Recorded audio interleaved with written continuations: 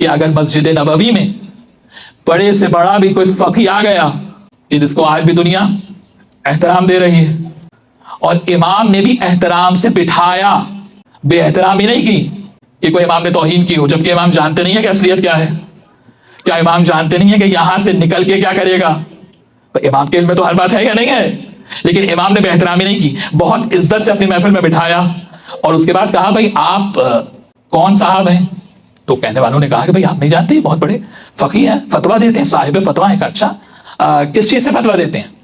تو فرمانے لگے ابو حنیفہ صاحب کے میں کتاب خدا سے فتویٰ دیتا ہوں. تو امام صادق نے فرمایا کہ اگر کتاب خدا میں نہ ملے، نہ ہو نہیں، اس کا معنی میں کل شے کا علم تو ہے، نظر اسی کو آتا ہے جس کے پاس بصیرت ہوتی ہے. کہ اگر کتاب خدا میں نہ ملے تو پھر کیا کرتے ہیں؟ کہ پھر میں رسول کی سنت سے فتویٰ دیتا ہوں. کہ اچھا یہ بتائیے اگر رسول کی سنت میں بھی نہ ملے تو پھر کیا کرتے ہیں؟ کہ پھر میں اپنی عقل کی بنیاد پر قیاس سے فتویٰ دیتا ہوں.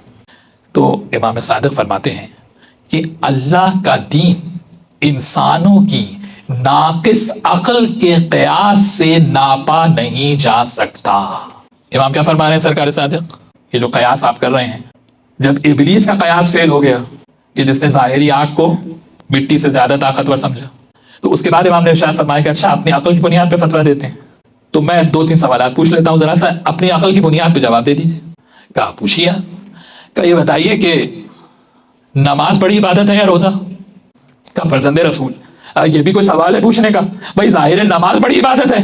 کہا اچھا پھر یہ بتلائیے کہ عورت کے خاص ایام میں نماز بھی ساکت ہو جاتی ہے، روزہ بھی ساکت ہو جاتا ہے، لیکن ان ایام کے بعد روزے کی قضا ہے، نماز کی قضا نہیں ہے.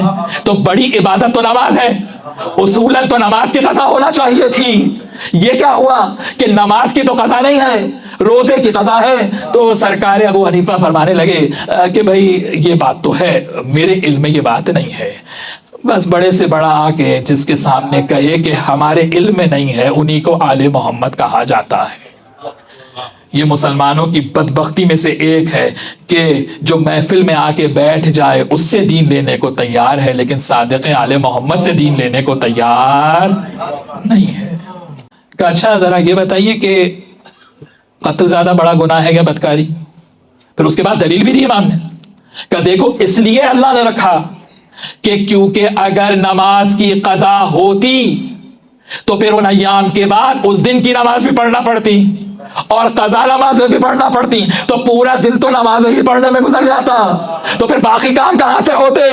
اس لیے نماز کی قضا نہیں رکھی، صرف روزے کی قضا رکھی، کیونکہ روزہ کسی دن بھی رکھا جاتا ہے اور روزہ رکھ کے باقی امور کو انجام بھی دیا جا سکتا. توجہ ہے یا نہیں ہے؟ اچھا چلیے زیادہ مشکل نہیں، یہ بتا دیجئے کہ قتل زیادہ بڑا گناہ ہے یا بدکاری؟ تو کہا فرزند رسول قتل زیادہ بڑا گناہ ہے. اچھا پھر یہ بتائیے کہ قتل کو ثابت کرنا ہو تو 2 گواہ چاہیے، اور بدکاری اور زنا کو ثابت کرنا ہو تو 4 گواہ چاہیے. تو بھئی یہ کیا ہوا؟ زیادہ بڑا گناہ تو قتل ہے، اصولاً تو 4 گواہ قتل کے لیے چاہیے ہو.